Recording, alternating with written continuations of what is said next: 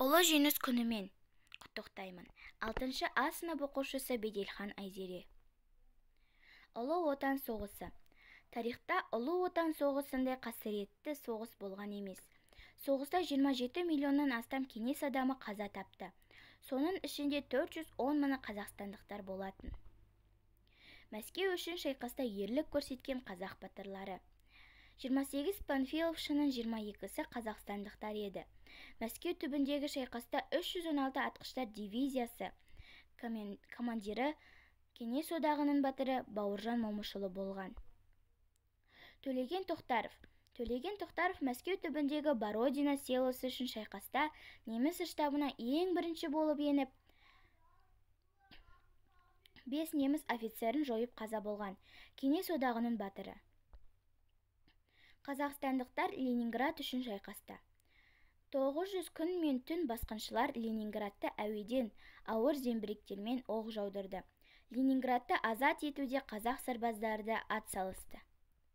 Ленинград үшін шайқаста ерлік көрсеткен қазақ батырлары. Нұркен Әбдіров 267-ші әуе дивизиясының 808-ші шабуылшысы полкі құрамында майданға аттанды. Кеңес одағының батыры атағы берілді. Қазақ халқының батыр қыздары Әлия мен Мәншүк.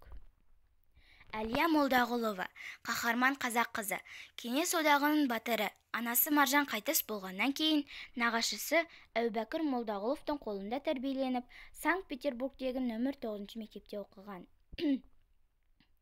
Мәншүк Мәметова 1922 жылы Мәншүк Мәметова дүниеге келді.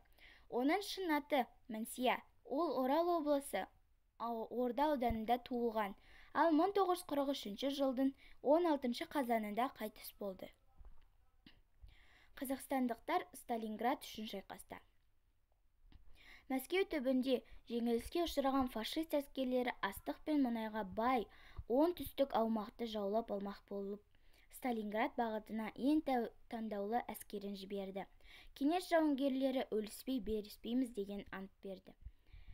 Сталинград қаласының әр үйі, әр көшесі қамалға айналды. Қазақ жауынгерлері таңғажайып ерлік көрсетті.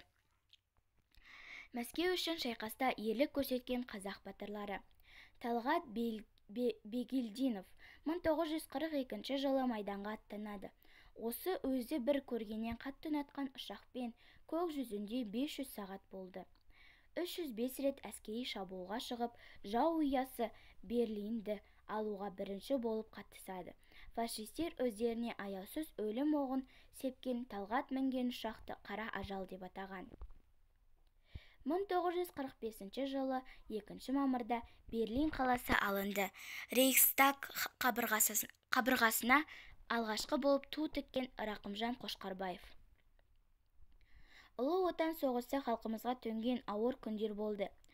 4 жыл 1418 күн мен түн бойы өз жері мен отаны үшін, келешек ұрпақ үшін жан қилы соғыс жүріп жатты. 1941-1945 жылдар аралығындағы Ұлы отан соғысына 35 миллион адам, соның ішінде 1,5 миллионы қазақстандықтар қатысты.